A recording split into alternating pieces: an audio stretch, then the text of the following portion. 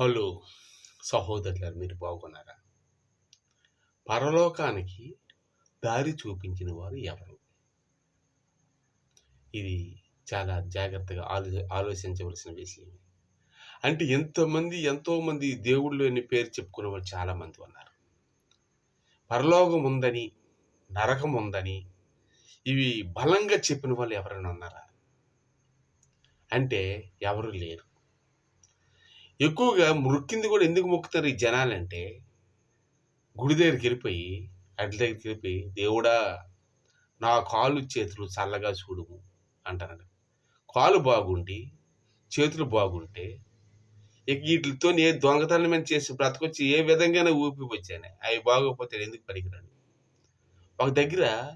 ఒక గుడి దగ్గర ప్రార్థన చేస్తాను, మొక్కుతాను. మామూలుగా ఒక ఆయన జనరల్గా అన్యుడు ఏమిటంటే, నేను నా వృత్తి దొంగతనమే కదా, ఎర్రగడతారు హైదరాబాద్. నేను వెళ్ళేటప్పుడు నాకు ఎలాగైనా కాపాడాలి. నేను తెచ్చింది కొద్దిగా తాగిస్తున్నాను. నేను తెచ్చే డబ్బులు ₹1,00,000 వచ్చిన దగ్గర ఒక 10,000 నీకు పడేస్తాను కొబ్బరికాయలు వాటికి అంటున్నాడు. నా కాలు చేసి చర్ల గురించి గోడ గింతది, అబ్బా డబ్బు తెచ్చేస్తాను అంటాడు. అంటే ఇక్కడ ఏంటంటే, మనిషి కేవలం సంపాదన గురిండే దేవుడు అనుకుంటున్నారు చాలామంది కూడా. కానీ సంపాదన గురించి కాదు. బైబిల్ ఏం చెప్తుంది, దేవుడైతే ఏం చెప్తాడంటే, కేవలంగాను ఆత్మ సిద్ధమే గాని శరీరం బలహీనము గనుక మీరు మెలకువగా ఉండి ప్రార్థించండి అని దేవుడైతే చెప్తున్నాడు. ఆత్మ సిద్ధమే గాని శరీరం బలహీనం కనుక మీరు మెలకువగా ఉండి ప్రార్థించండి అని ప్రభువు చెప్తున్నమాట. మరి ఎందుకంటే ఈ యేసు ప్రభు చెప్పిన మాట ఏంటంటే పెద్ద మాట, అసలైన నిజమైన మాట. ఆయన నిజం చెప్పేశాడు. ఆయన ఇక్కడ డబ్బు సంపాదించడానికి లేదంటే పేరు సంపాదించడానికి దేనికి రాలేదు. అసలు చెప్పాలంటే యేసు ప్రభు చేసిన కనుక గొప్ప విషయాలు ఏంటంటే అద్భుత క్రియలు, మహా అద్భుతాలు. చనిపోయినాడు లేపాడు లాజర్ని, గుడ్డివాడికి కళ్ళు చూపించాడు, తెరిపించి కళ్ళు స్వస్థనిచ్చాడు, కుష్ఠవ్యాధుల రోగులకి స్వస్థతని దయచేశాడు, ఆకలి అనే వాళ్ళకి 2 చేపలను 5,000 రొట్టెలు, ఇలాగన్నీ చేసిన శక్తిమంతుడు. నీటి మీద కూడా నడిచాడు. ఇన్ని శక్తిమంతుడు ఈ లోకంలోన డబ్బు సంపాదించలేడా? అసలు ఒక దగ్గర ఈయన స్వస్థపరుస్తాడు, అన్ని విషయాలు అన్ని శక్తి కొనదని తెలిసి ఒక ఊర్లో ఆయనకి తెలిసిందంట, 4 కుమారుడు సావు బతుకులో ఉన్నాడు. యేసుప్రభు గురించి విన్నారు. ఆయన విని దారిలో వచ్చేస్తున్నారు. ప్రభు ఎదురయ్యారు. అయ్యా, నీవు స్వస్థపరిచే గొప్పవాడు అంట. అప్పుడు మెడిసిన్ కూడా సరిగ్గా లేదు ఆ రోజుల్లో. అయితే నా కుమారుడు నువ్వు బాగు చేయగలవని నేనైతే నమ్ముతాను. జ్వరం ఆయన్ని విడిచిపెట్టలేదు అన్నాడు ఆయన.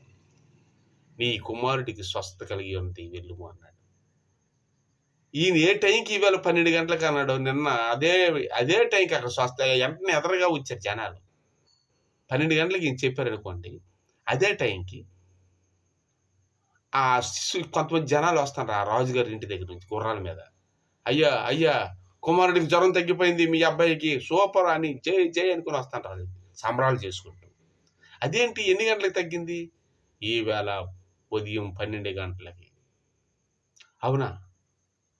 ఆయన చెప్పాడు యేసుప్రభు ఇప్పుడు 12 గంటలకి. ఇక్కడ చెప్పడం అక్కడ జరగదు, ఒకే టైంలోనా. చూసారా? కనీసం అమెరికా ఫ్లైట్ వెళ్ళాలన్నా కనీసం 1 గంట 3 గంటలు పెట్టదు. కానీ దేవుడు కొన్ని సెకండ్లకు ఎక్కడ అక్కడ అన్ని దగ్గరలో ఉన్నాడు. ఆయన ఆది అంతం ఎప్పుడు అన్ని ప్రాంతాల దేవుడు అన్నాడు. గుర్తుపెట్టుకోండి, లేడనుకోవద్దు. అందుకే నేనే సత్యం, నేనే మార్గం, నేనే జీవం అని పరలోకం గురించి చెప్పినాడు ఒక యేసుప్రభువే. పరలోకం ముందని పక్కాగా చెప్పాడు, నేనే సత్యం, నేనే జీవం, నేనే మార్గం. సత్యం అంటే నిజం, ఇంకెక్కడ లేదని. అంత అబద్ధమే. పట్ట కోసం, డబ్బు కోసం, మాయ మాటలు, సంపాదన కోసం ఎవరినో మోసపరిచాడు. నాకు కోట్లు ఉంది, లక్షలు ఉన్నాయని ఒక అమ్మాయిని మోసగించడానికి అయితే నాకు ఉద్యోగం ఉంది, నాకు 10 ఎకరాల ల్యాండ్ ఉంది, అవి ఉందని చెప్పేస్తున్నారు. అబద్ధాలు. నేను ఎంత సంపాదించాను సుళ్ళు, అబద్ధాలు ఎంత ఎదుటి మనిషిని మోసం చేయడానికి. ఇలాగ మాయ మాటలతో మనిషి అయితే ఉంటాడు. కానీ ఆ దేవుడు అలా కాదు. ఆయనకు అవసరం లేదు. ఆయన పరలోకం కావాలని ఆయన ఎక్కువగా పరలోకం గురించి చెప్పి, నేనే సత్యం, నేనే మార్గం, నేనే జీవం. జీవం నేనే, జీవాహారం నేనే. ఇదిగో నా శరీరము నా రక్తమును మీకు ఇస్తున్నాను. ఎందుకంటే అవి శాశ్వతంగా ఉంటాయి, అవి జీవం ఉన్నవి. భూమి మీద ఎక్కడ ఏవి చూసినప్పుడు జీవం అన్నీ లేనివే, అది మాత్రం దేవుడి ఆత్మ మాత్రం జీవం ఉన్నదే. ప్రభు అందుకే నేనే సత్యం నేనే మార్గం అని, నేను వెళ్ళి మీకు స్థలం సిద్ధపరుస్తానంటండి. అది ఎక్కడ అని అడుగుతాను. తండ్రి దగ్గరికి వెళ్తాను. తండ్రి అనగా అలా చెప్పాడు, పరలోకం తండ్రి అనగా వావరాలకు అర్థం ఆయనే దేవుడు. నేనే దేవుడు అని ఒకేసారి అనేసి అనుకోండి, వెంటనే చంపేస్తారు. నేనే సత్యం నేనే మార్గం నేనే జీవం అన్న తండ్రి యొక్క కుమారులకు పరిశుద్ధ ఆత్మ లోనికి బాప్తిస్మం. త్రివొక దేవుడు పరిశుద్ధ ఆత్మ లోనికి, అదే ఒకటి అపొస్తలుడైన పౌలు పొందింది పరిశుద్ధాత్మే. ఆదిలో కూడా మోషేకి కనబడింది పరిశుద్ధాత్మ శక్తే. ఏలియా కూడా పరిశుద్ధాత్మ కావాలని అడుగుతాడు, పరిశుద్ధాత్మ శక్తే. ఇవన్నీ రూపం మార్చుకుని దేవుడు అయితే మానవుడు కనబడడానికి శరీరధారికి వచ్చాడు, కృపా సంపన్నుడికి వచ్చి సమాధి మళ్ళీ ఆత్మీయ లేచిపోయాడు. మళ్ళీ ఆత్మీయ వస్తామన్నాడు. ఆత్మీయ దేవుడు ఏమై ఉన్నాడంటే ఆత్మీయ అన్నాడు. నేనే సత్యం నేనే మార్గం నేనే జీవం అన్నాడు దేవుడు. కాబట్టి చాలా జాగ్రత్తగా మనం గుర్తుపెట్టుకోవాలి. నేనే సత్యం నేనే మార్గం నేనే జీవం అన్నాడు. ఆయన జీవాహారం ఆయన ఇదిగో నా రక్తమును నా శరీరము నా ఆత్మని ప్రభు ఇచ్చాడు. ప్రభు అందరికి ఇచ్చాడు. ఇది నా రక్తమని భుజించండి, ఇది నా శరీరం రొట్టె ఇచ్చాడు. శరీరం అనుకోండి అంటే ఇవి పరిశుద్ధమైనవి.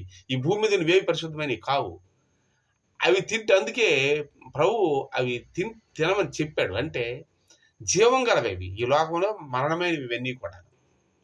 అందుకే ఈ జీవం గలవి ఏమంటే దేవుడు ఇచ్చినవి. ఆయన సమాధి నుంచి 3వ రోజు లేచి చంపేసిన శరీరం సజీవంగా భూమి మీద 40 రోజులు ఉండి పరలోకానికి వెళ్ళాడు. మనం కూడా దేవుడు వచ్చేటప్పుడు లేవబడతాం. ఆయన రాకడలో వచ్చేటప్పుడు మృతులైన వారు మొదట లెగుస్తారు, తర్వాత మనం లెగుస్తాం. ఏది నశించదు. ఆత్మీయ ఆ శరీరంతో లెగుతుంది, మీ శరీరం కాదు. మారిపోతుంది, రూపాంతరం మారుతుంది. రూపాంతరం మారే కొండ తెలుసు కదా, రూపం మారుతుంది. అంటే ఆత్మీయ శరీరంగా ఈ దేహం మామూలు శరీరం ఆత్మీయ శరీరంగా మారుతుంది. అక్కడ మరి బాత్రూమ్ ఇవి ఆ మనిషికి సంబంధించిన స్నానాలు అలాంటిది ఏముండదు. ఆత్మీయ శరీరం ఈ శరీరం ఉండదు, మట్టికి సంబంధించింది ఉండదు. కాబట్టి ఆయనలాగే సమాధి నుంచి మనం కూడా ఆయన వచ్చేటప్పుడు లెగుస్తాం. దేవునికి స్తోత్రం. ఇది ఆయన నిజమైన జీవం, ఆయనే మార్గం, ఆయనే జీవం. Thank you.